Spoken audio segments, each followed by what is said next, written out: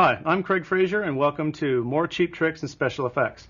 In this video we're going to be covering the basic effects and airbrushing techniques used in graphics on custom vehicles. When I mean custom vehicles, I'm talking not just about cars, but also about motorcycles, dune buggies, dirt bikes, helmets, anything with a hard surface that requires automotive urethanes for the painting and clear coating. The paints we're going to be using in this video is the two-stage system designed by House of Color. When I say two-stage, I mean a base coat clear coat system where you first apply the base color, then you apply a clear. What we have listed here are the different base colors involved, as well as a reducer we use to thin them down. While normally they're mixed at a 2-to-1 ratio, we're going to be actually mixing them at a 1-to-1 ratio to account for the increase in thinness we need the paint to be for the airbrush. I also have the paints pre-mixed already in these small bottles right here. Even though these are much too small to use in a large spray gun, they're perfect for the smaller airbrush. The paints we have aren't just base coats, but we also have candy concentrates, which are like pure pigment systems that we can end up mixing with a balancing clear and then create a whole new varied group of colors. And as well, we also have our flakes, and we have our dry pearls that we use to create metallics and pearlescent effects in these base colors. The spray systems we're going to be using in the video are designed by Iwata. This one right here is the RG2 minigun. It's basically a small non-HVLP spray gun that can be used for touch-ups as well as small graphics. While it's a little too small to clear coat an entire vehicle, this gun can, with the fan tip nozzle, clear coat small helmets and Harley tanks as well as excellent for spraying graphics. This thing down here is basically a desiccant filter. It prevents moisture from getting inside the gun. We also have one on the compressor over there you can't see that's making sure we get absolutely no moisture in the system. While this gun is perfect for graphics and spraying and clearing small objects, it's a little bit too large for some of the detail work. That's why we're going to be using the airbrushes over here. The main airbrush I'm going to use here, it's kind of the workhorse of the automotive studio, is the Clip CS by Iwata, same company that makes the RG2. This gun right here is a free-floating head nozzle, which means it can push a lot more volume through than most airbrushes, and it can handle actually some pearls and some very fine metal flakes. It has a Teflon O-ring in it, and it is solvent resistant. So you can use it with automotive spray products and not worry about your O-rings and parts in the airbrush dissolving and breaking down. The other airbrush we're going to be using here for some of the very fine detail work is the Micron C. While it may appear similar to the Eclipse CS here, it actually is a much finer tool and is for very, very fine details. Because of that, it cannot be used for dry pearls or any metal flakes. These will clog the nozzle, but you can reduce the paints down in automotive and use it. For our demos, we're going to be working on white sign blanks. So these sign blanks here aren't just plain aluminum. They actually have a powder-coated white surface on them, which kind of mimics an automotive paint job. So for practicing, they're really excellent. Now, when I got the sign blank, it has a nice shine to it. Just like an automotive surface when you're getting ready to paint on, you really need to knock that shine down. This creates an adhesive tooth that the paint will stick to. Otherwise, your paint will delaminate off later and it won't stay. Instead of using sandpaper, I just used a red Scotch-Brite pad. They make different colors for different grades of coarseness. The red is my favorite for just scuffing the surface. And the whole surface was lightly scuffed, and as you see, we masked off the area. This was not just to give ourselves a nice border for the demos we're going to do, but it also kind of decreases the area, gives me a small framework I can work in here. Now, the first demonstration we're going to be doing is going to be a metal effect. Many people use metal as backdrops to graphics. Some people actually do graphics that look like metal. We're going to do a riveted surface of metal showing some rust, pock marks, as well as just the standard streaks you'd see in a metal surface, as well as all the shadows, gradations, and indentations used when there's actually riveted surface in there. So we're going to be creating a faux finish of metal. And the first color we're going to be starting with is silver. With the base coat systems, you want to make sure you really shake this paint up good. Reason being is it will fall out of suspension. If you use the paint when it's out of suspension, it won't give you the proper effect. At the same time, it won't be as durable. This paint has already been pre-mixed 1-to-1, as I mentioned before, and I'm going to load it right into the top of this Top Feed HP CS. It doesn't take a whole lot. This bottle only holds an ounce of paint anyway, but you're going to be surprised as to how much how much surface area this paint will actually be able to cover. Once you loaded it up, give it a good shake again. Notice my thumb's over this vent hole. If you don't put your thumb over there, you're going to get paint all over yourself, so be real careful about that. And then I always like to give it a good test blast. Make sure it's spraying okay, make sure everything's adjusted fine. Now, to save time, you already noticed I kind of remasked this area here. What I did was I laid in some tape to create an edge, so when we do this metal panel, it's going to have like a peeled and ripped edge on the bottom. And I'm going to keep the area I'm not going to paint masked off. Now, I've already cut this. You see I drew it with the black fine line pen, and I came in and cut it with an X-Acto knife. On an actual automotive surface, you want to be real careful when working with an X-Acto knife, for the main reason that if you cut too deeply into the paint and actually get into the primered surface, you can actually cause some structural problems and some damage to the paint job itself. Make sure all the tape edges are pressed down nice and neat. You don't want any paint bleeding underneath there. This is automotive masking tape. Don't use the cheap stuff you may find at your local hardware store. The automotive stuff's designed to be impenetrable by urethanes, and it also won't leave adhesive behind. And I'm going to come right in now with the silver I got in here. I'm going to give it a light wash. I'm not going to completely cover this surface with silver. Reason being is the white itself is going to act as a base to the silver and give me a really light metallic look. And you're going to see I'm going to come in here and just fogging the paint. You can hardly notice it, but it actually will give it a metallic look. Now the reason for this, you could come in with a large spray gun like my RG2 and just start really cooking on this surface with the silver. I don't recommend that, not only for the fact that you're going to be wasting a lot of paint, but on an edge that's masked off, you're going to be creating a high masked edge. On automotive surfaces, that high masked edge can actually end up costing you extra clear coats and can cause other problems like lifting or peeling. And with a color like this silver, it's not really, coverage is not that important. We just want the metallic to get down there to give it a silver metallic look. Now I don't recommend going over this whole surface just randomly like that. The reason being is you can see those modeled patterns that you're creating with the random movement of your airbrush. By going in a vertical format, you're creating like a streak system, because airbrush will cause streaks when you try and cover with it. But with this metal, by going in one direction only and not like crisscrossing and going back and forth, you actually give the look of stressed metal or metal that actually has machining marks on it.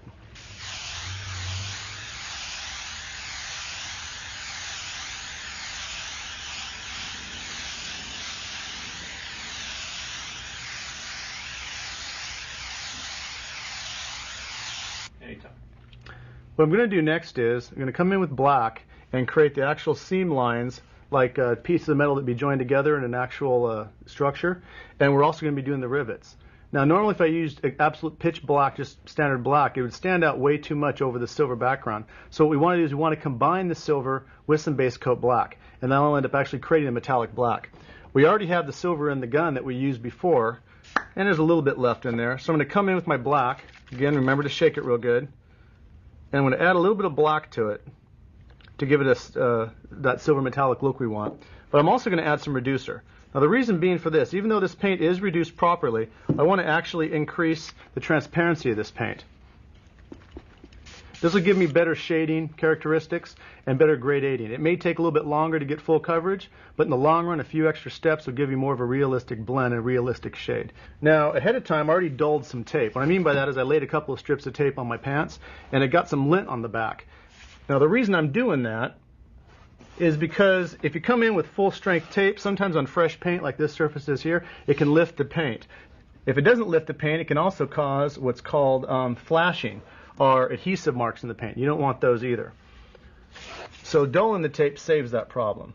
I'll come in and kind of crosshatch right in here. So I end up with like some even panels. Let me make this go down a little bit. Nice thing about dulling the tape is it makes it repositionable. It doesn't stick real hard. I'm going to take one more piece and dull it down for this line. Besides taking off any lint on your pants, it's great for removing cat hair, which I always have all over me. And notice how we got an area in here that's kind of not opened up. Well, I'm going to have to do a little cutting with my X-Acto knife. So I lightly come in here and just following my tape as a guide, I just cut these slots out. So I end up with a big cross right in the center of my piece. And what they're going to end up being is the gaps between the metal panels. X-Acto knives are also very handy to actually weed the tape off with. By the way, if you end up with a rough cut, don't rip all the tape off and start all over again. This is a metal panel. It's not going to really matter if you have a couple little bad edges to it. It's going to actually add some realism to it, since we are going to stress the look and give it a distressed look. It's not going to be a shiny chrome piece there. Now, normally if I was painting an entire vehicle, I'd mask these areas off to be real careful about getting overspray on it. In this case, I'm just going to come in here and get real close with my airbrush, and that's another way of preventing overspray. Spraying up here a little bit. I always like, another reason I like the tape out here, it gives me something to spray on, make sure my paint's spraying okay. I'm going to add a little bit more black because I just noticed it's a little bit too thin. Remember, I wanted it thin but not too thin. This is the beauty of the base coat clear coat system. With the base coat, you can always come in, add a little bit more paint, add a little bit more reducer. Also, something great about the top feed gun, unlike the bottom feeds that you're kind of set at whatever color you put in the bottle. I'm going to come in here and just lightly, I don't want to hit it real heavy because if I do, I'm going to get overspray on both sides of this tape. Well, that tape's lifting a little bit right there. There we go.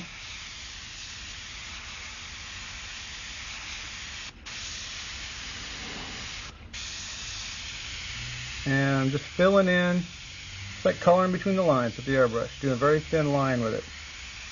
Showing the versatility of the airbrush. You saw before I can use it for large gradated fades like the silver. I can also use it for very small areas like this cross pattern. Let's see how successful I was on this overspray. Not too bad, I don't see much. A lot of times if you do get a little bit of an overspray pattern, see I can see a little bit right there, sometimes it'll wipe right off. Now we are going to create enough stress marks and streaks in this metal that any little overspray areas you'll have aren't going to be noticeable. And this saves on masking by not having to remask this whole area. You saw how fast it was.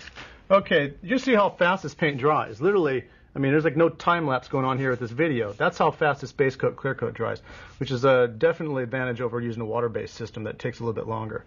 Now, using the same mixture in here, I got a black. I want to start doing some of my rivets. And actually, I've got a nice rivet stencil here. Got all different kinds of rivets. Some people call it a circle template. I masked off this one here. Reason being is I don't want to end up having all kinds of overspray from the other rivets. And when you're starting to lay in your rivets, basically you pick out the one area they've got to be at. Well, they're going to be at all four corners. That's a definite must for them. So you start lining them up on like the first corner. You can see through this. I recommend the transparent stencils because you can see through them real nice. And if you can't see through them, like let's say you got an opaque stencil, line up the two edges of tape right in there and then just move in at a 45-degree angle, and that'll give you a good separation. Now, some of these stencils have little nibs on the side. You got to be careful of those because sometimes they hold the stencil above the surface, and that can cause the stencil to like let paint bleed through. I just noticed that on this one. So I'm going to press it down right there, kind of holding it steady, and I spray just on the bottom. Notice I'm really just hitting the bottom, not really the top. Well, the overspray will take care of the top and give you that nice 3D effect. I'm going to come in here and do one down here now. Again, lining it up just like I did the other one. And spraying just the bottom. I get a nice rivet going in there. Same one, I'll do one over in here. You can kind of jump around a lot if you like. I recommend doing it this way. Instead of just lining up 8 rivets right here, do all the necessary corners and look at it. When it's done, you'll know if you need more. You can easily add a rivet, but remember, it's kind of a pain to have to respray your white and your silver and come in all over from the beginning. A little bit of air from the airbrush helps dry it sometimes. Even though it does dry fast, you don't want to lay your stencil on wet paint. But if you do, remember, you can always make it look like a rivet that's got a nick out of it or something. One of the advantages of airbrush, and one of the things I always tell my students, you never make a mistake in airbrush and you just change your mind. If you add too many rivets, it starts getting a polka dot effect, so you want to be real careful about that. Also, I want to be real careful about your stencil. See, even though this paint dries fast, you get a little bit too much paint on the end of this stencil, it can bleed through and cause a little nasty blob on your work. So I oftentimes use like 2 stencils. One I'll be using until I notice it start getting wet, and I'll toss it aside, start using the next one, and by the time the other one gets wet, I can pick this one up again, it'll be dry. Oh, one more over here.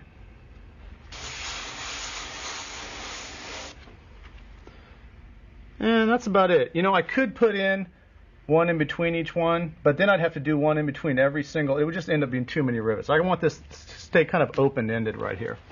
Now, one thing you want to add on to this with the rivets, we already have the 3-dimension going here with the dark on the bottom, which we've already kind of implied a light source. This means we have a light source straight up above, shining down, casting this bottom half of the rivet in shadow. We're trying to show that these rivets are kind of oval shaped. Now, another way to really emphasize this drop shadow is using the same black-silver mixture we have in here. I'm going to lightly come in, and I shadow, just kind of do a halo effect around the whole rivet. but a little bit darker on the bottom. Now what this does, this kind of emphasizes the shadow that the rivet itself is causing. At the same time, it shows how when a rivet's put into the metal, it indents the actual metal, which would create a shadow in the indentation. So you're creating more of a realism. At the same time, just say you had a little booger around your rivet like we talked about before with the wet stencil. This would hide it. And I'm going to put a halo around the... What I mean by halo is, notice I'm just lightly coming in and fogging. This is the HP CS Eclipse, and it's a dual action airbrush. For those of you, there's other airbrushes out there on the market too, and the dual action is actually the most important aspect about using an airbrush, is it gives you the control not just of the paint, but of the, the amount of paint and the air, which is almost, it's a definite necessity when you're doing this kind of spraying. You need to be able to control the amount of paint. What I'm doing right now is I'm actually just showing like stains. Streaks in the metal make it look like it's aged, and I focus around the splits in the metal and around the rivets themselves. I always tell people, if you want to bring realism into a picture, try and bring in reality. We've got our light source shown by the shadows, and then you got to bring in gravity. Well, that may sound confusing. What I mean by gravity is show streaks, like actual water streaks.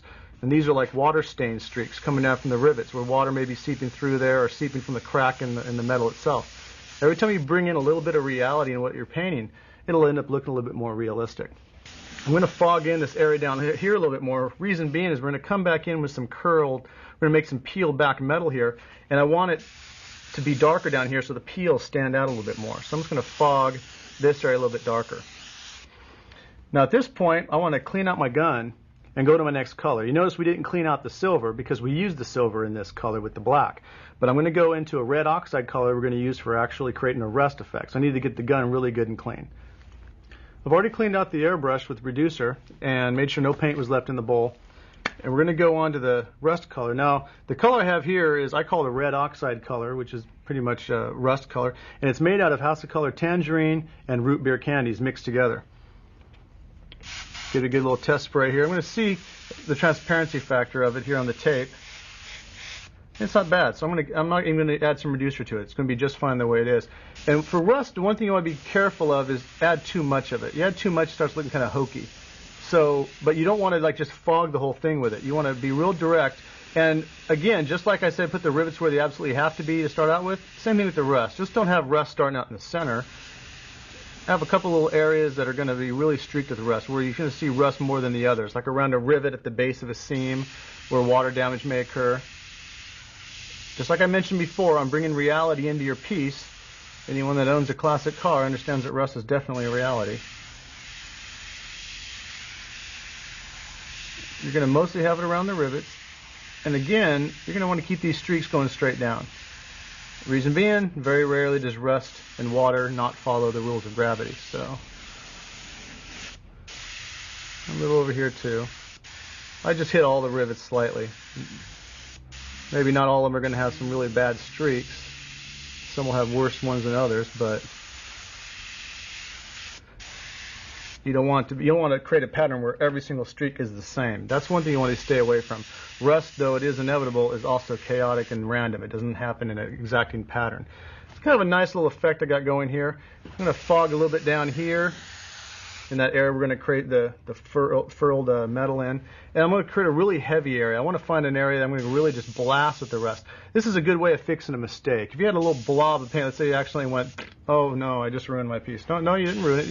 You can come in with the red oxide and kind of just blob away. What I'm doing here is a technique that's not really that good. It's actually an overkill technique where you're using too much paint in one area and it creates a blowout. But what it does create is that pockmark rust effect you can see in metal quite often. And we really want to hit the rust heavy in here. A couple little pock marks along the edge to show that the rust is just starting to eat away at this panel. It's about ready to just eat all the way through this sucker. There you go. I never can leave anything nice and pretty. I always have to come in and mess it up with the rust. I personally kind of like this distressed road warrior look though. A little bit more realism, gives it some more character. Otherwise, you see just riveted metal on a car and it's like, fall asleep. Instant Somonex. we go, a little bit of rust down there. A couple more pock marks. What you can also do is what I call the flick trick. Flick trick is, since this is a top feed airbrush, the paint is literally sitting on top of the needle. By pulling back, you're creating the amount of paint, you're creating the volume of paint that comes through there. But if when you push the air down and you pull back, you get your paint. If I pull the trigger back and don't put the air down, the paint's really loading up heavy on that. And if you see that splatter, it actually will create these little specks. Now this is a screw up. Normally I used to flick my airbrush all the time, and sometimes I come in to paint something and blap, get a big nasty splatter on there. But it actually gives a nice effect of that pock mark residue from the rust, almost like some water splattered up on the metal and started rusting like that. Another thing you can do, if your rust starts getting a little bit too orange, don't be afraid to tone it down. Just a few drops of your base coat black, and I'd add a little reducer to make sure it's not too thin with that base coat black, too thick with that base coat black.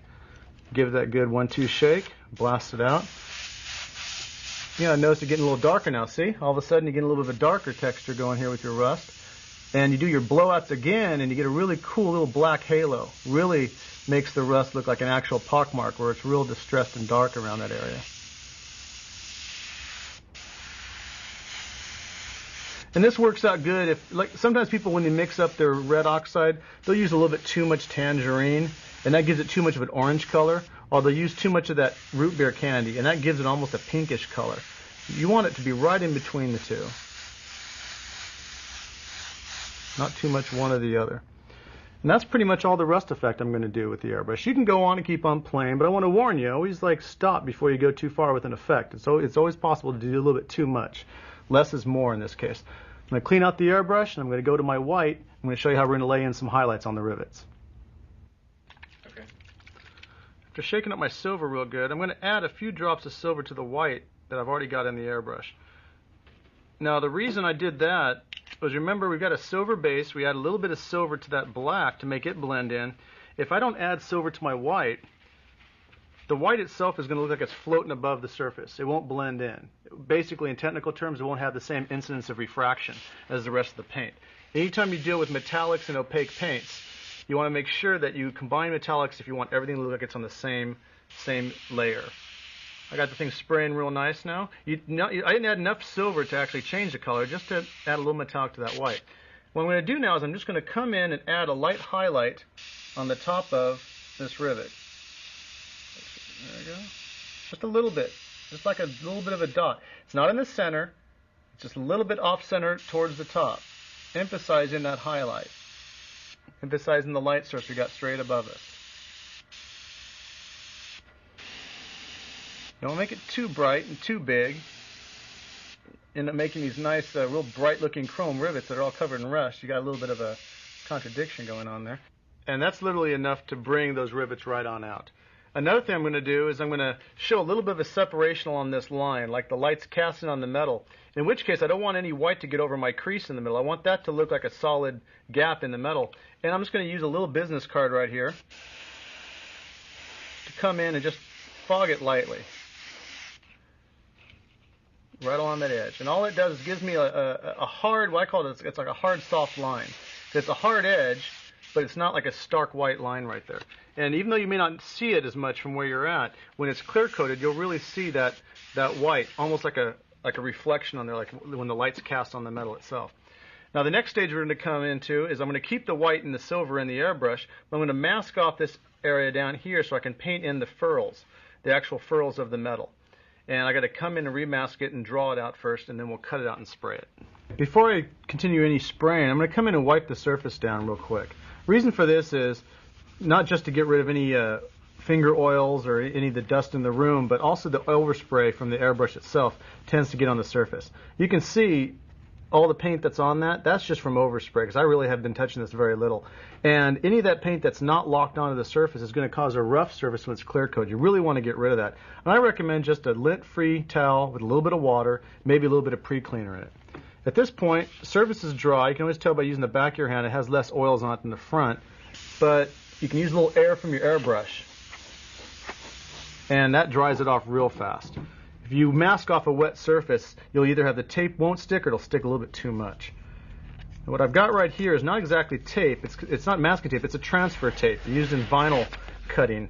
What I like about it is it sticks pretty good without leaving adhesive behind, and it's very transparent, so I can see what I'm doing when I'm laying out a design. This is very important because I want to be able to see. The line underneath I need to trace.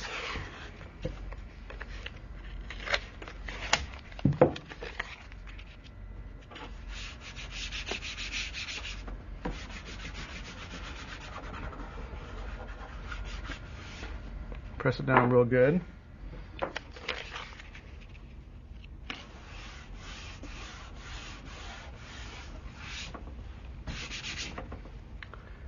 Using this ballpoint pen, I'm going to come in and draw the actual furls. And I have them go from peak to peak. So these peaks I create are actually gaps that are in this metal.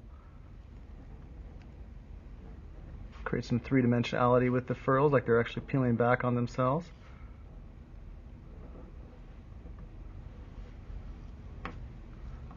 And created a long one up here that breaks kind of to another one.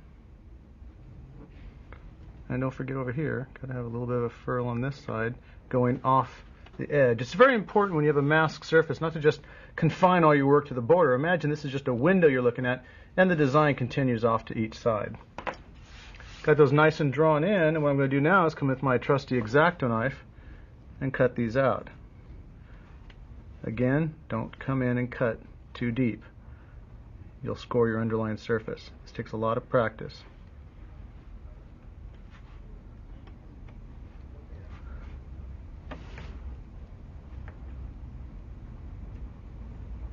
Just peel away the furl. If we were doing a series of like graphics underneath or on top, I may want to keep these pieces later to reposition down.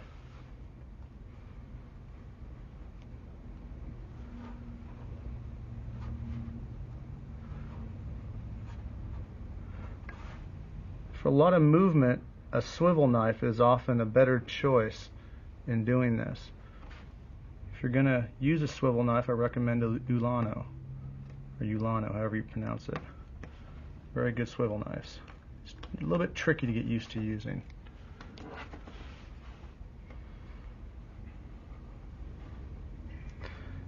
And again, I can't emphasize having a sharp blade. A dull blade will score the surface faster than a sharp one will. Just making sure all these edges are pressed down after I cut and peeled all the furls. And I still have my white and silver mixture in here, if you remember. And all I'm going to do is I'm going to come in and respray this area with the white.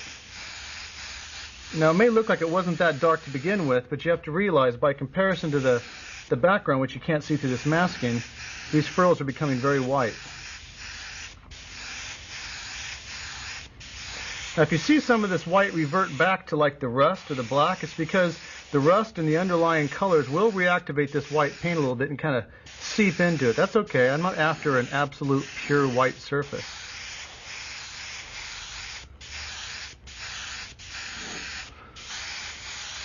Just kind of building up a nice, even white over all these furls. What I'm going to do next is I'm going to come in with some blue. Make sure it's spraying okay there. And just lightly fog along the top of this furl. Now the reason I'm doing this is I'm causing a reflection of the sky. You've got these furls peeling back. We're going to assume the back side are kind of shiny on this metal, and it's reflecting the blue from the sky. And we're also going to create a shadow down here below. I'm going to show you can do that real quick just by emptying the gun out of the blue. I'm not even going to clean out the blue, just empty it out. The reason being is if you leave a little bit of blue in your black, it makes the black blacker. I don't know if that makes sense or not, but it does. Something that's also kind of interesting, if you leave a little bit of blue in your white, makes the white whiter. That's something to do with color theory. We're not going to get into that today. And I'm going to lightly come in and just shade the bottom.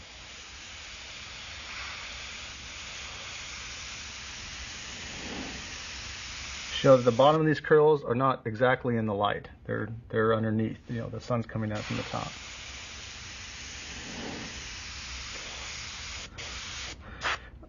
I'm going to pull off the end cap on the brush. It's a neat little trick. Make sure you don't lose the cap. I always lose mine. what you can do is you take the end cap off, you can get closer, and you can see these fine lines I can get. The reason I'm doing this, I want to cause some like creases or like little stress marks in the metal from curling around. It's got little stress breaks. And it makes it look a little bit less perfect. This whole image is so distressed, I don't want perfectly shiny, pretty rips underneath here. So I create some distress with the airbrush, these thin lines. We got the lines in there, and so for a little bit of shadowing, I just did a little practice thing to make sure the airbrush is spraying good. I'm going to come in and just shadow right in here to show that this back furl is behind. And kind of add a few little added little stress areas. I got this one over here too I got to do.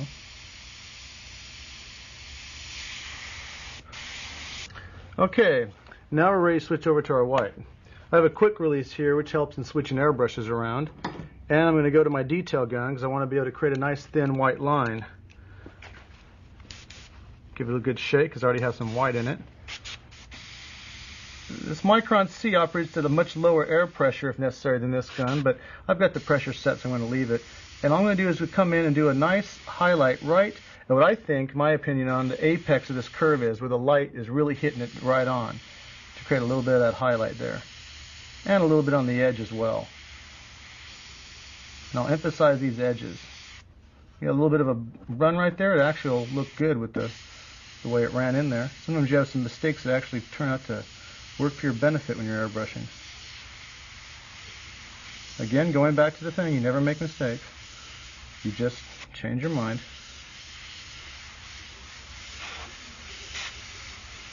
It may look like kind of a mess now. You can see all this masking tape, and you're like, geez, what the heck is Craig doing? Trust me on this one. It'll look good. This is called the pushing and pulling technique. We've pushed the image back using the blue and the black, and now I'm pulling it forward again with the white. Remember the rivets? Created the depth with the black, but it really punched out with that white. Old illustration technique.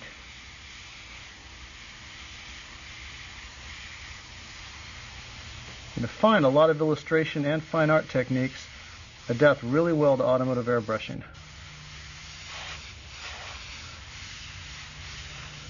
And that's pretty much all the highlights I'm going to do right here. Okay, now we're ready to peel the masking off. Whatever you do, never yank off tape. Even though this is not as adhesive as the masking tape, it still can pull paint if you're not careful. And I always recommend when pulling tape, don't pull it straight off, pull it back against itself. That way, if it is lifting the paint a little bit, it'll snap the paint. It won't peel it back. And again, being real careful. See how, look, all of a sudden these things just go pow, punch right on out at you. A little bit of goobers on there. You'll get little paint goobers. What they are is they're overlaps of paint that sat up on the masking tape and then stayed on when you pull the tape back. And usually it's something as simple as using your finger back and forth to wipe them off. I always tell people to hesitate on using lacquer thinner or any solvents or even scrubbing it with a pre-cleaner. A lot of times that's too much and you'll end up smearing it. Just your finger, a little bit of friction will take those little nibs off. And don't leave them. Little nibs like that will actually create peaks in the clear, which can cost you an entire clear job. Got those all nice and cleaned off. And it's time to come back in with my black. Notice I switch my airbrush back. I don't have to clean it every time. I still had black left in there. Pick a little paint off that tip. And all I'm going to do is I'm going to add a little bit of a shadow underneath this furl. A little bit of a shadow here just to increase the depth. Show that this thing's kind of furling over. You want to see a shadow behind there. So we got that nice little drop shadow in there that just shows the furl of the metal actually casting a shadow on the back piece. And now we're going to come in and peel the actual masking system off the bottom. This is a little bit tougher to peel off because this is stronger tape than that transfer stuff. And I want to come in and pick a little bit to get it off.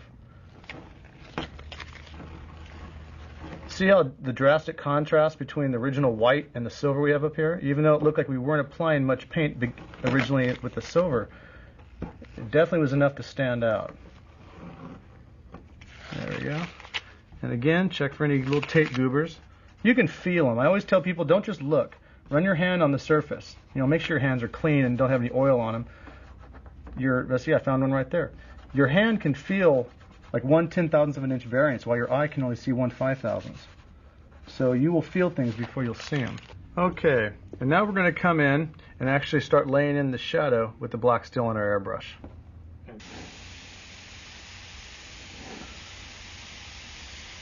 And all I'm doing is creating a light shadow just to show the depth. Makes the white, because before the white was really punching out. What it does now is it makes the white kind of sit back a little bit. Remember that push-pull thing. Pushes the white back with the shadow. And it increases the realism. We got our drop shadows going on here. Okay, I'm going to show you another alternative to the highlighting technique. Instead of using the airbrush, you can always use an X-Acto knife. This is an illustration technique called removal, where you actually scratch the paint away to reveal the underlying surface. In our case, we have a white surface, so it works out really good because we want to create a white highlight. So I'm going to show you how this technique works. With the scratch technique, you want to be real careful to use the edge of the knife. This is for very up close and fine details. And all I'm doing is just removing some of the paint down to the white underneath. And it gives it a rough look, but it gives it that little bright highlight that you would get from the metal itself.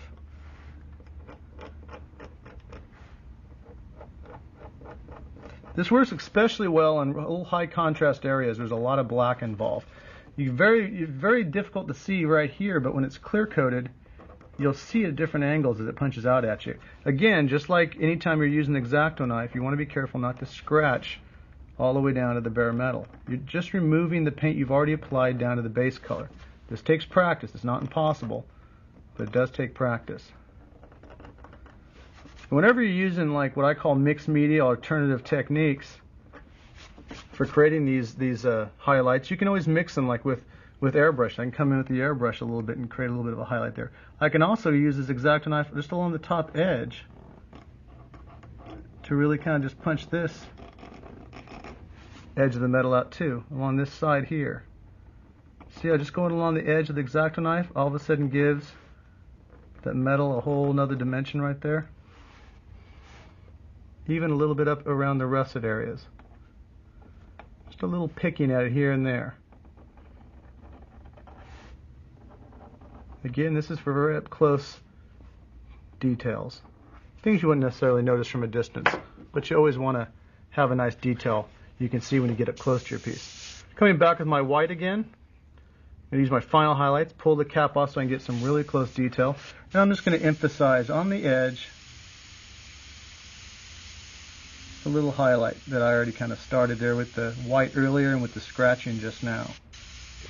And what I'm doing is besides coming in and creating a very thin line for the highlight, I'm creating a halo also. What I mean by that is I create a very thin line and then a dot, and I let the overspray of the airbrush work for me by making it glow like it's reflecting light.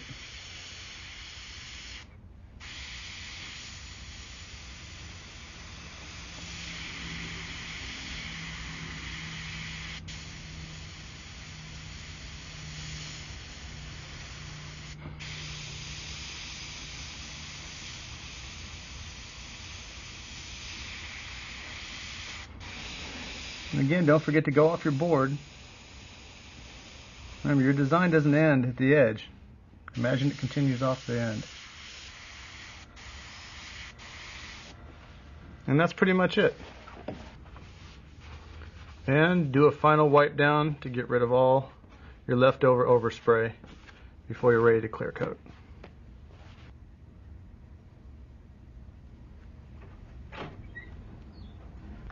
As you see, we've already finished the last demo and we've covered it up with transfer tape to protect it from overspray from our next one. In keeping with our metal theme, we're actually going to create a diamond plate pattern. Now what diamond plate is actually metal that's stamped with a diamond shaped pattern to prevent slippage, to increase traction. Well, it was used very practical as surface systems for like oil rigs and on trucks. It's become very decorative nowadays by using polished aluminum diamond plate. We're going to make this bright aluminum diamond plate look in our effect. Now in doing this, we're not going to be using a lot of freehand techniques. We're going to be using masking techniques And to take it one step further into technology, we're actually going to be using computer cut masking to show how you can use some of the new computer cut vinyl systems for airbrushing on custom vehicles. Now, first off, if you remember on the last demo, we actually cut that brake area to show the furls. What I'm going to do now is I'm going to actually create a ripped area. It's going to make the metal look like it's actually been torched or torn. And the best way to do that is to literally just tear the tape. Again, I'm going to dull it on my pants and lay that tear in right along here. Don't have to make it even. You can even kind of clump it up a bit to give it an uneven effect. And then taking my tape, I'm going to then fill up the rest of the area I'm masking off. It's a little bit faster than doing it with an X-Acto knife, and it also protects your surface underneath by not using a knife. Anytime you can get away with masking without cutting, I recommend it just for the time factor involved and also for the safety of the underlying paint.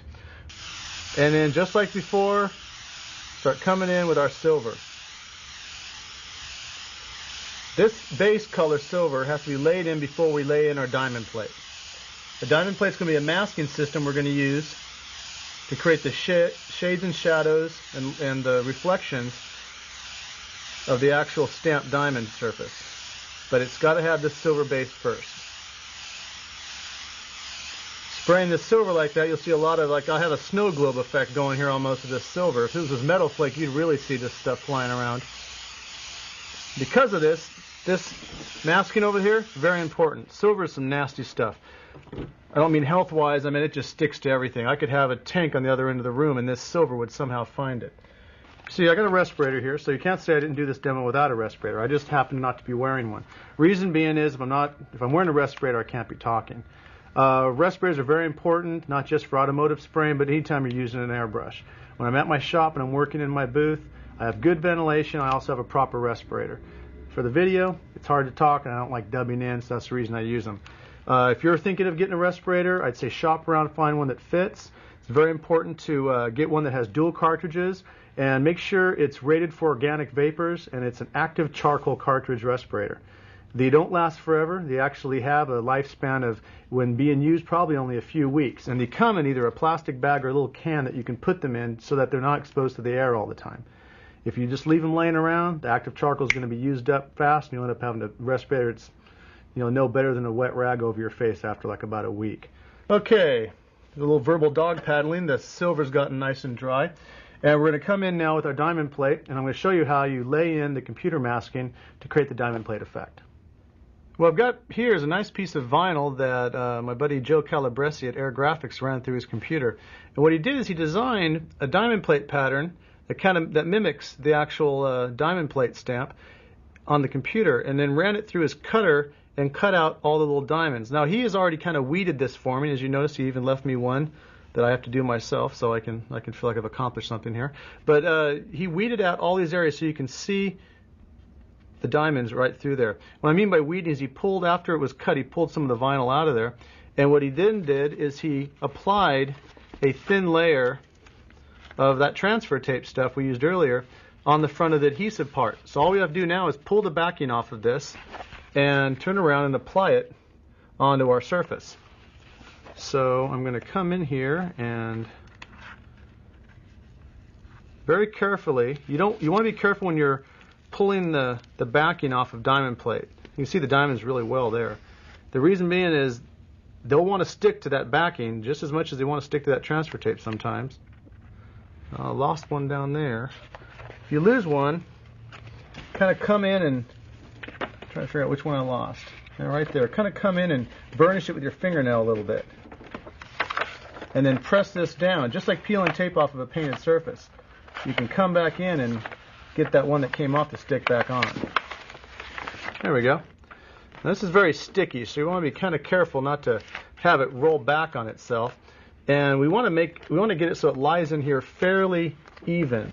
Okay, I'm going to come in and line it up and stick it on down. I want to make sure I get this lined up real good with the top. Don't want it off a little bit. Kind of do a little double checking here before I actually stick that sucker down. And then I'm going to lay it in and burnish it down. You don't need to come in with any hard object or a squeegee and burnish it down like you're doing window vinyl or anything. Just get it burnished down enough so that it's going to stick, and you can see the edge of that rip. See the rip that we have down there? You still see it right through there. And at this point, I'm going to peel off my transfer tape. This is the tape that's covering the vinyl itself that's stuck to the surface. It definitely will want to peel off, so you got to see how I'm pulling at a real drastic angle. Notice the tape doesn't like to stick to tape. It'll stick to the painted surface really nicely, but definitely doesn't like to stick to the actual tape underneath. Every now and then just keep an eye on it. I'm kind of coming in and catching any of the diamonds that want to flip up on me. Be careful. These don't matter down here anymore. That one does because it's into this picture. But these down here, they're on the masked area. Forget them. Let them come up. Definitely one of those times where a little bit of patience are going to pay off in the long run. Nothing more annoying than having to track down stray diamonds to put back on your picture. Now, the nice thing about this, you can create a stencil, a little stencil you could hold up and do the same pattern, and it might work, but the vinyl definitely works. I got a little bit of a rogue one here. Let me show you what you do. You grab this diamond off of here, and I'm going to stick it on my razor blade, my X-Acto knife there. That way I can come in freehand wise and just lay it in where I want it. Well, that's fine for individual ones here and there. You don't want to have to be chasing down half of them just because you're in a hurry to yank it off. Now this effect right here, I've actually used this tape without the center diamonds to create a different kind of pattern and graphics. It creates an interesting masking system too. I don't mind about down here though. It's laying on top of that tape. I've got one right here that looks kind of goofy. Looks like it slipped a little when Joe was weeding it. So I'm going to come right in. I'm going to reposition it. You can reposition them. It's okay. Now see this one in here, the one Joe forgot? You can stare at this thing all day and not even see that. Totally miss it. I've had that happen to me plenty of times. So make sure you kind of go over your design real carefully. Make sure you don't miss any of those areas you forgot to weed. Always stick these somewhere. I get them all over my shirt and everywhere. And again, going back over, making sure this whole area is pressed down nice. You don't want any overspray getting anywhere. Now, unlike the stencils I mentioned before that you would hold up and spray, you can make this stuff. Once you do the programming on the computer, that's the initial investment in time you're going to make. Something like this for a large-scale area, like if you're painting an entire car, is quite a bit more productive than if you have to hold a little 4-inch by 10-inch stencil and go down the entire side of the car. Now, if you're doing just a small area like this big, then you might want to just make yourself a little stencil and just zap it on out. Reason being is the time you'll spend on the program for this may be a little bit longer than you'd want for a small area. But this is very good for large-scale graphics. And since we've got everything masked off but these edges, we're going to create a very white, bright edge around these diamonds with the white. And we're going to add silver to the white. Remember, going back to the first demo, we talked about using the silver. We want this white to punch out. We want it to also be part of the diamond plate. Because what it is these center diamonds are actually punched forward, and this leading edge right here is going to be brighter than the background area. Okay, now I got my white and silver mixture going here. I start spraying in those little outlines. Now, for those of you that are real perceptive are noticing that I'm using my HP Micron, that C Micron, which I mentioned earlier is for details and doesn't spray metallics very well, and I'm spraying a silver in here. But like I said, it's a very fine silver with white, so I can get away with it. Notice I'm not trying to do very fine details with it, but I already had the white in the airbrush. Instead of cleaning the gun, I just add a little silver. I'll make sure I didn't forget any. Kind of went from left and right, and for a second coat I'm going up and down, making sure I don't miss a single one. If you miss one, it's really going to stand out like a sore thumb. It's going to be like the one diamond plate that doesn't make any sense out of the whole picture.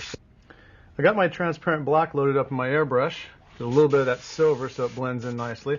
And what I'm going to do now is this white makes the whole edge pop up, and the black, this transparent black on the underside of it, what's going to do is create the shadow that you're going to have on the underlying side of this diamond plate.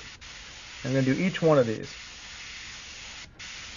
Now I could use a stencil to mask off to get this really accurate, but honestly, in a design this large, your eye's not going to read it. All it's going to read is the light and dark on both sides.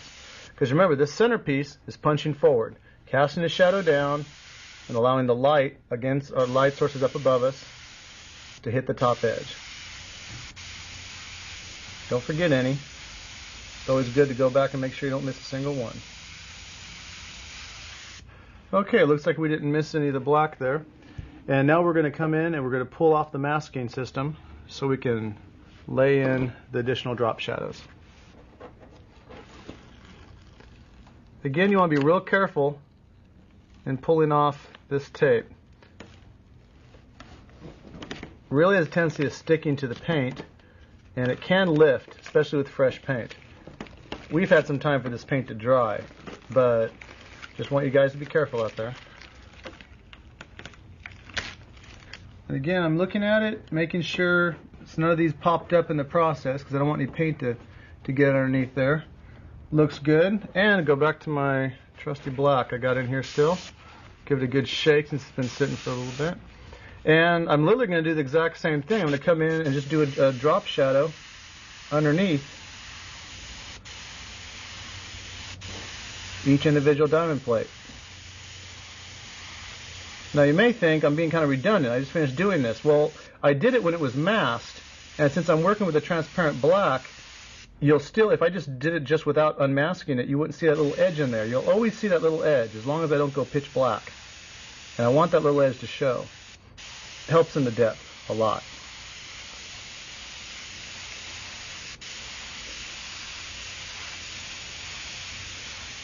And if you make a mistake, have this little spit or a blob in the middle of your diamond plate. I don't want you to get lazy and start making mistakes on purpose, but you can always come in and remember trusty rust. You can always come in and do rust streaks and everything. I'm going to actually do this diamond plate with minimal amount of rust and contamination. Notice my air is on continuously. One thing you don't want to do, and I've mentioned it on the other videos, you shouldn't be like, do that kind of stuff. Unless you're sending Morse code messages to your neighbor, you want to be real careful about that. For one thing, it loads up too much paint on your tip of the airbrush, causes a real rough start and stop action, and it annoys the heck out of your instructor and usually your friends around you. There we go. And a little fade around there to kind of darken up the surrounding diamond plate. And I'm going to kind of emphasize the dark edge around this bottom. Remember how we emphasize it on the furrows down here? Do the same thing here. And it looks like I didn't miss any. So now it's ready to come in and pull off the last of our masking system and take a look at how the diamond plate's doing. Okay, back with my trusty X-Acto knife, I'm going to carefully, don't stab yourself on this, remove each of the centers on the diamond plate. As you see, these maintain their original silver from underneath. So while it doesn't jump right out at you, which I don't want it to, you do get the subtle three-dimensionality about it.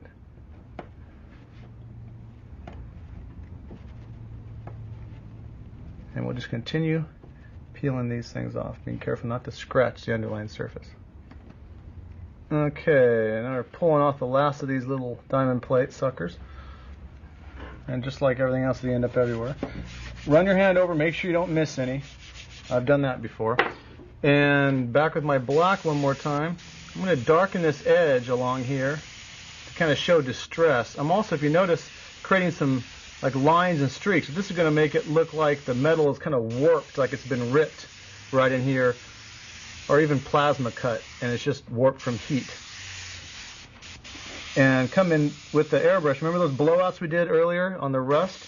I'm going to do the same thing here to create a real eroded, nasty edge where it looks like somebody just took a torch to the sucker and the metal's all burnt. If you want to make it look like a fresh torch cut, you can always come in with white along the edge with a little bit of yellow, and it looks like it's still glowing. Kind of a cool effect. But this works. And even if some of it bleeds underneath, it looks kind of good. It looks like a little bit of molten metal kind of creeping around the edge there. And maybe just throw a couple of those little splatter marks in there like slag spit on this thing when it was being cut. Have all kinds of fun with it. I know I promised I wasn't going to dirty up or distress up this metal, but I had to do a little bit of something. That's just me. and come in here and there, just kind of create a few little streaks. I'm not going to rust it out, don't worry, but a few streaks kind of are nice. Snap off the airbrush, and we'll go right into the micron with that white we still have in it. My white's a little bit thick right now, and you can see how you can just go right into the next brush with this quick release. Real handy. And again, just being able to add reducer right into the top of this gun definitely saves time. Give it a good shake, a little bit of a test blast, and we're ready to come in here with our final highlight. Now what I'm going to do is I'm going to emphasize this top highlight we have going on here just lightly, like a little dot on that corner. Don't hit it too hard. One thing about white is I always finish my designs with it, so it's definitely a necessity. But if you come in too hard and heavy, too much with a heavy hand, you'll just fry the design with overspray. White's overspray is just deadly. It just will come in and muddy up your whole image. Especially this white, because remember I added a little bit of silver to this white. Now if I didn't have silver in this white, it would actually stand out even more. Well, you're not going to see it much before it's clear coated. When it's cleared, this thing will all look like it's one solid piece. If I did highlights on it with pure white and no silver, it'd look like the highlights were floating about an inch above it. I'll make a couple of these a little brighter than the others. Definitely stay away from the ones down here. They're not going to be too bright. They're all distressed and burned up down there, so I'm not going to worry about those ones. Ones up on top, maybe a little bit of white fogged in here and there. And there we have it. Now I'm going to come in and peel off the tape.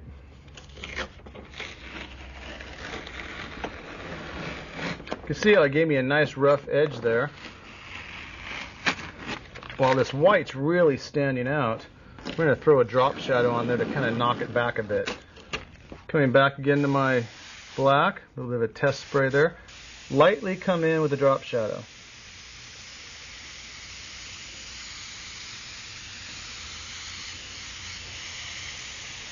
And that just about punches out what we need to give it that depth. See a little bit of this patterning in here? This will happen from tape residue. Now a way to prevent that, remember we're doing the wipe down, is if right after I unmasked this tape, if I had wiped it down with a little pre-cleaner, a little bit of water, wouldn't have had that little patterning going on in there. You can hardly notice it, and quite often it goes away with clear coating. And we're not done with this yet. I'm going to come back in with this transfer tape, same way we did with this panel over here. But what we're going to do is we're going to mask off this whole area, and we're going to put down something in the background to show you that you don't have to have everything all laid out to begin with. You can add as you go along. If anything, being improvisational with custom painting is a benefit more than a drawback. If you just paint every single thing you plan, you can end up missing out on a lot of great opportunities that you can come up with as you're painting. Some of my best ideas are like when I'm halfway through with a job. So don't be afraid to change your mind halfway through something. Now this is simple right here. Got my X-Acto knife again, and I don't have to draw anything. Because the transfer tape is so nice and transparent, I can see right on through and just cut along this edge. If anything, give yourself a little bit of, I'm into the black a little bit when I'm cutting. Reason being is if I want to show anything, I want to show a little bit of black. I don't want a white gap to appear after I finish painting everything just because I masked too far in. There we go. Real carefully get that edge of your transfer tape and whoop, get a little bit of an overlap. Sometimes you'll notice it may catch there. You may have to come back with your X-Acto knife and cut it a little bit more. Stuff's doing nice actually. And I got one piece left. And there we go. Okay, we're going to go into the next demo, which is actually going to be a stylized version of brains. Some people call them worms or whatever, but they kind of look like brains. Or intestines if you want to get really disgusting about it. What we're going to do is a yellow base on there for the brains that we're going to build up on, and I already loaded my gun up with some yellow. I'm not concerned with the black here on the edge because we're still going to have a drop shadow up in that area. So I'm just going to come in with my yellow, and again I'm not that worried about even coverage. because it's just going to be a subtle coloring. The most of the design of the brains itself is going to be done with that red oxide color. And actually, remember I mentioned don't do little swiggles, go out in straight lines. That was for the metal. When you're working with something that's more organic, you can kind of be a little bit more chaotic. Has a real splotchy texture to it, but that's actually going to work in the long run by giving a real interesting texture in the background of the brains. So our next step is we're going to clean out the yellow, and we're going to go right to our transparent red oxide. Okay, I got my airbrush with the red oxide in it, just a little test spray to make sure it's spraying okay. And I'm going to start laying out the actual brain design. Now, on the brains, you want a very fine line to start with, and you want it fairly faint. Notice I took the cap off again. And I'm going to start out just with a single line, and I'm going to stop it. Then I kind of come out and keep an equidistance from the other line. I create a line that kind of goes around, and I'll stop that one. And what it actually is, if you remember when you were younger and you used to make mazes and stuff in high school and junior high or whatever, you actually don't draw the actual path, you're drawing the wall. Same thing with this brain design. We're actually drawing in the negative space. And I don't want to lose anyone here with any of this long hair artistic talk, but negative space is literally just the opposite of the positive. Positive space would be the actual brain itself. We're creating the folds in between. And we're making it kind of random. Don't go back and forth all the way across. Otherwise it has a tendency of looking a little planned. Remember, with this you have a pattern, but with a natural or anything organic, you're going to have a little bit of chaos involved in the actual design. Let this one kind of go off and do a little double thing here.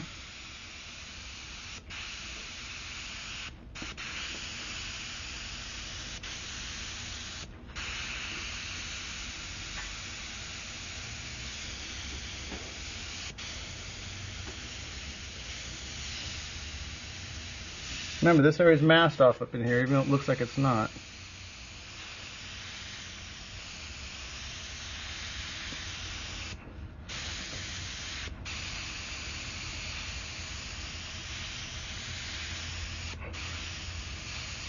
As you see, we got the pattern all laid in here really faintly, and they're looking a little bit like brains, but they're kind of rough.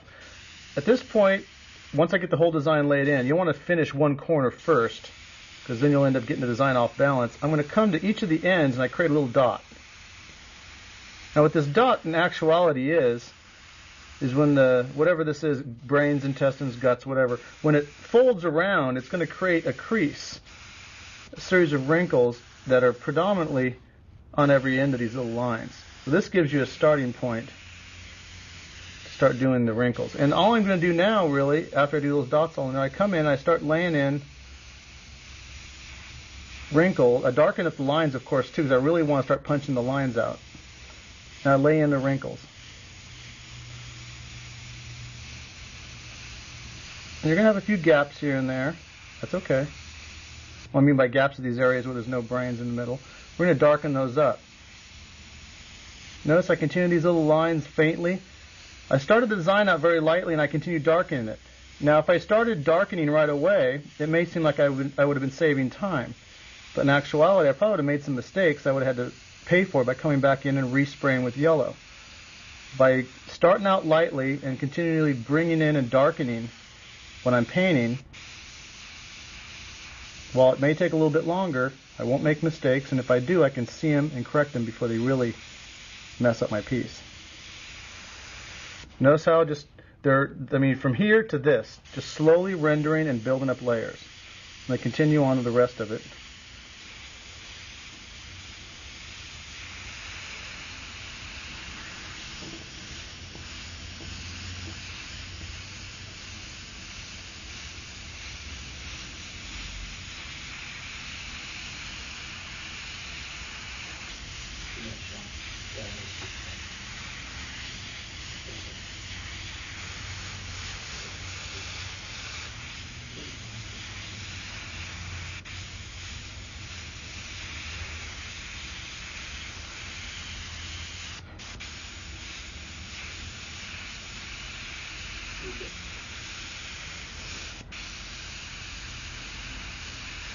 As you can see, we got all the line work and the wrinkles all laid in there. And to add a little bit more texture, I'm going to do that flick trick we talked about. Remember, you pull the trigger back, let the paint load up, and I end up with little stipples of the tangerine root beer color all over the brains. This adds a texture, kind of makes it look even more eroded. I figure since I left the diamond plate alone and didn't erode it too much, I'm going to mess these brains up a whole lot.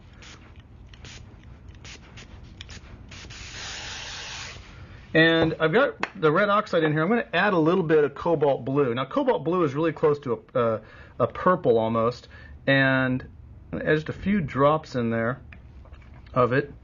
This is the candy concentrate, so you don't need much. And what it's going to do is it's going to actually darken up this red oxide. As you see, we had a little bit too much blue in there. That happens. Just spilled out a little bit and put it back in my tangerine until I could get back my color. Now see, this is the original tangerine. Now I've got a muddy brown color. And that comes from like the violet blue and the tangerine mixing together. This is the exact color I want. What I'm going to do with this color is I'm going to come in and just emphasize the corner wrinkles and that center area. Still a little bit thick. Again, the nice thing about these top feeds, you can always add a little bit more reducer. Doesn't hurt it. Give it a good shake and a blast. Much nicer, much nicer. I come in and do these little thin, wispy folds right at the end of the creases. Remember where those little balls were we put at the end of the little dots we put at the end of those lines?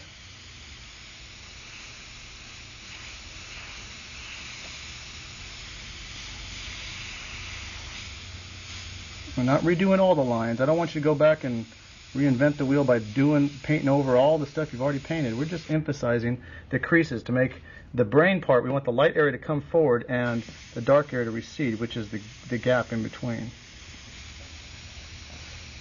You notice I jump around a lot when I'm painting. That's just force of habit, but it also prevents me from focusing too much on one area.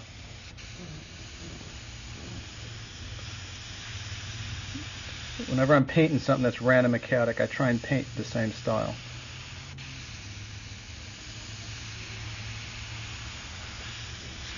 A couple more folds in that corner there.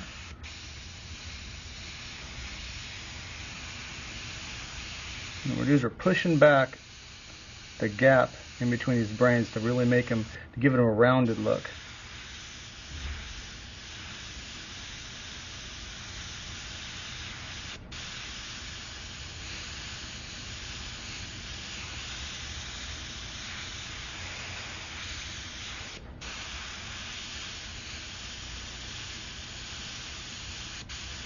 As you see, we've got all of the dark lines finished in there, and I got a little bit of white in my micron now. And all I'm going to do is come in very lightly.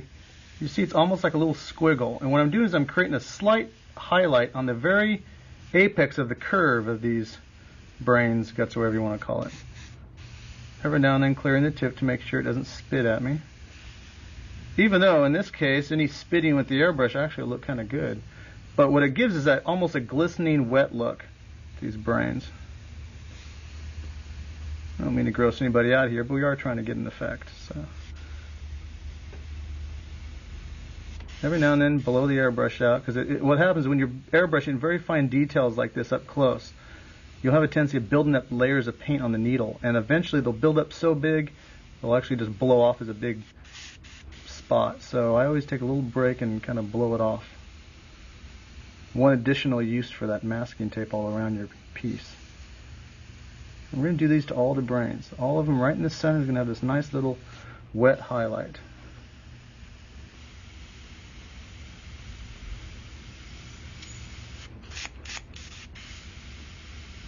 You can kind of hear it when it's about ready to spit. The sound of the air will either start whistling or change pitch on you. And watch out. That means something's going to happen.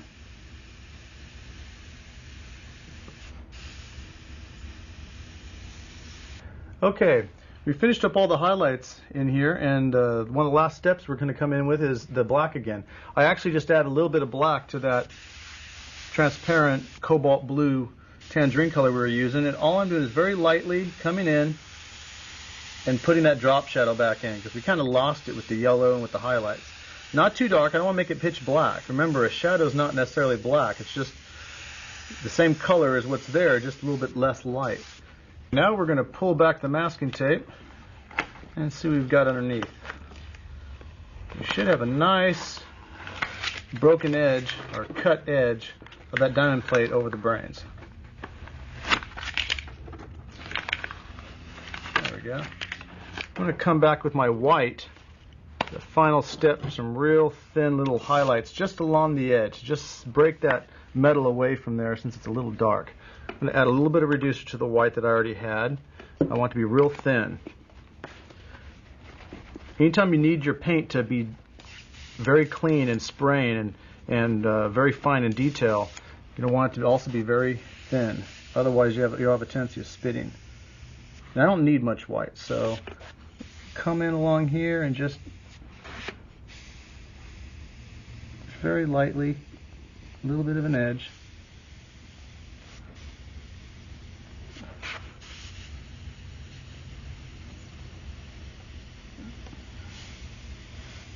Every now and then give it a little bit of a highlight, a little bright spot. I don't want a consistent line. The reason being this is like a broken, rough edge, and so the light reflected along the edge of it is not going to be even. It's going to be broken as well.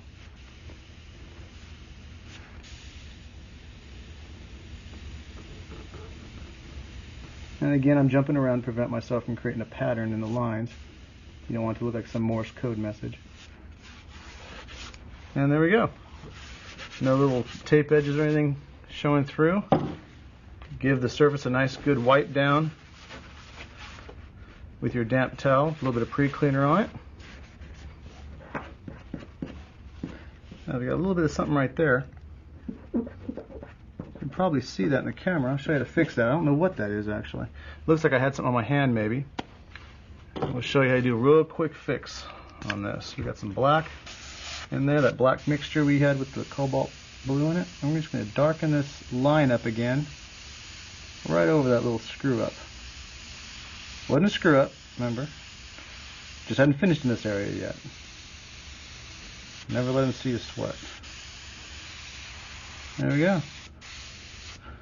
And before I put away my black, I'm going to do a little once over to make sure I got every single little dark fold the same darkness or close to it. Don't want any areas a little bit lighter than the others.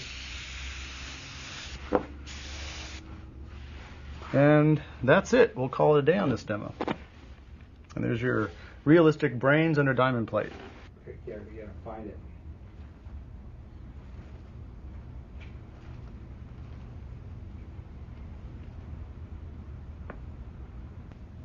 Very nice. As you can see, we're back to that first demo again. I want to show you an example on how, even though we finished this demo, you can always come back and add a little something to it. We had the brains we had underneath this diamond plate, so I figured it only fair to add a little something underneath the ripped metal. Now, I already cut this with my X-Acto knife. And remember, we originally had it masked to begin with to protect it from the overspray. And that's going to work out good because now we have it masked off so we can spray an effect underneath. Let me come in here. I got a little bit of something hanging on right in here. I'll come in here and recut that.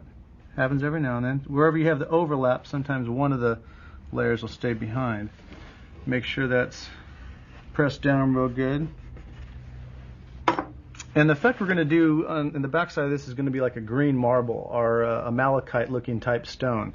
We're not going to come in and do it like with granite with the stippled texture like in the first video we did. But what this is going to be is just like a smooth flowing marble. And we're going to do it with what it is it's got a candy organic green with a little bit of white in it. So I've got almost a mint, opaque mint color.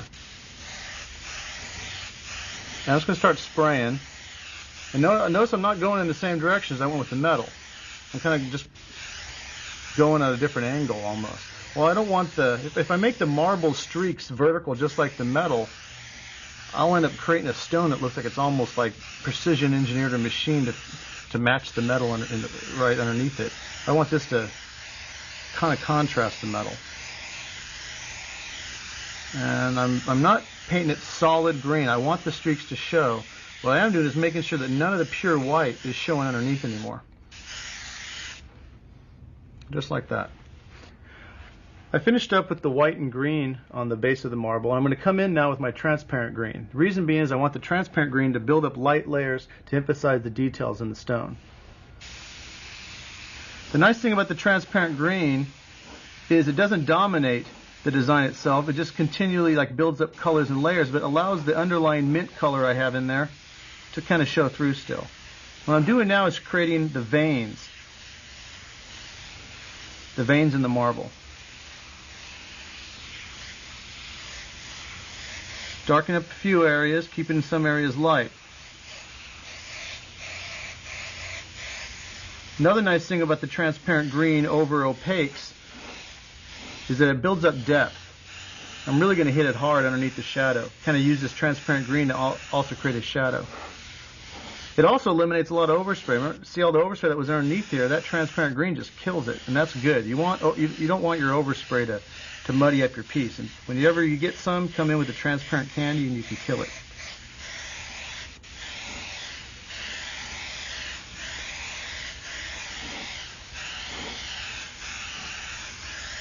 Switching over to my Micron C and my white, I'm going to come in and do some very, very thin white lines, like the thin mica veins that you'll see in some types of marble. I'm not going to do them real faded. I'm going to do them really, really very thin and wispy, almost dragging the airbrush along the surface. You can almost hear it dragging because I want these lines to be very thin and wispy. What these are, the stratified layers of mica you often see inside of marble. Really gives marble its personality.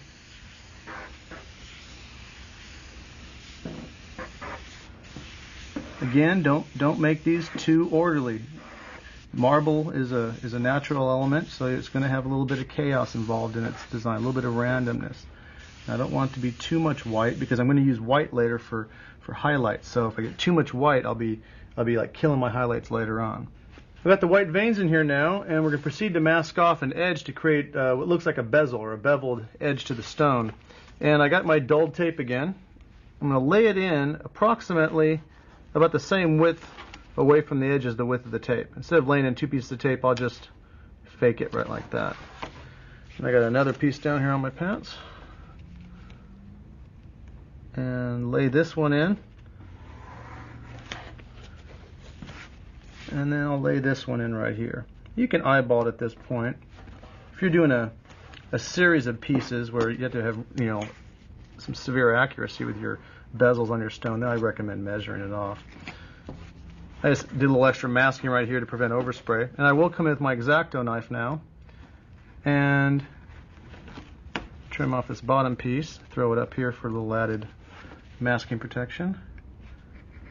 And the same with this piece right here. I'll just be careful not to get up in here with the paint. Still have that little business card here I'm going to use for some masking to mask off some areas. And we set up earlier our light source was straight above. I'm going to change this now and say our light source is off to the right a little bit. Reason being is I want to create, you got to create a hierarchy of light sources. If I have the light source straight above, this side and this side of the bevel are going to be the same, and that kind of takes away from your character of your piece. So I'm going to make this side the darkest.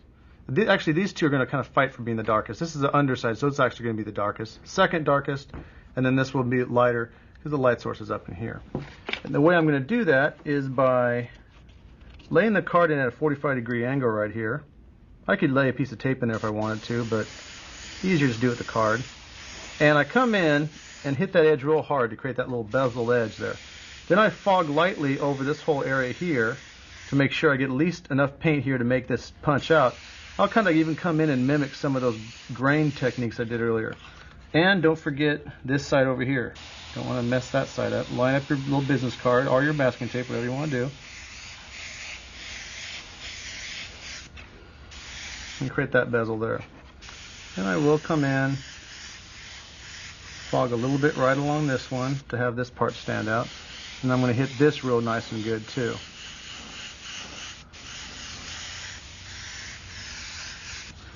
And you saw how simple that was. Pull the tape away, and you get a nice three-dimensional look. Bam, right off the bat.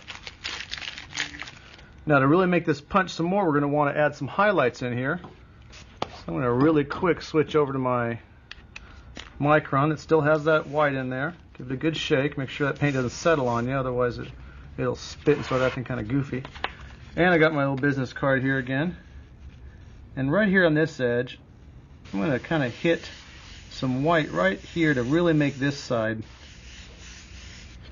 punch out a little bit more. I'll even do a little something down here. Make this one kind of stand out pretty good too. Don't be afraid to continue a vein right through it. Remember, the veins do continue all the way through. I kind of killed a couple of them. Come back in, you can bring them in. Just be careful not to lighten that area up too much. A little bit of light there. A little bit of light in here. Just a few areas to make that edge really kind of stand out a little bit more than it already has. Now I have that pure green in here still. Yeah. There we go. Some of that pure green. I'm going to add a few drops of black.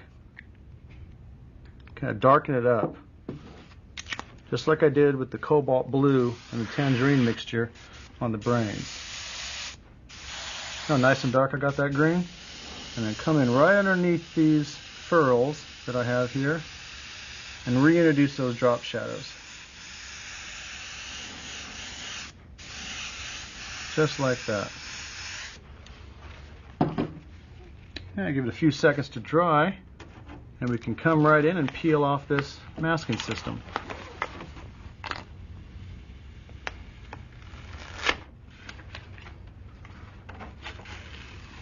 And be careful, you don't want this tape flopping back and hitting your surface if the paint's still wet. The advantage of pulling tape when paint's still wet is you won't end up with a sharp edge when the paint dries. It'll partially dry, but when the paint's still wet and you pull the tape, the paint will actually fall back over on that edge. And I don't really have any areas I need to clean up any. I kind of want to just keep it like that and call the day on this one particular demo. After we get it all unmasked, we give the demo one final wipe down with some water and a little bit of pre-cleaner, and we're ready for the clear coat. And that concludes the second installment of Cheap Tricks and Special Effects. We've given you a lot of information here on certain effects and airbrushing tricks you can do in the automotive industry, but these tricks and techniques can also be applied to other applications, such as the helmets, even t-shirts, and wall murals. Basically, I hope he gave you a good foundation that you can work with and use your own imagination and ingenuity to come up with your own designs and your own cheap tricks and special effects. Thank you.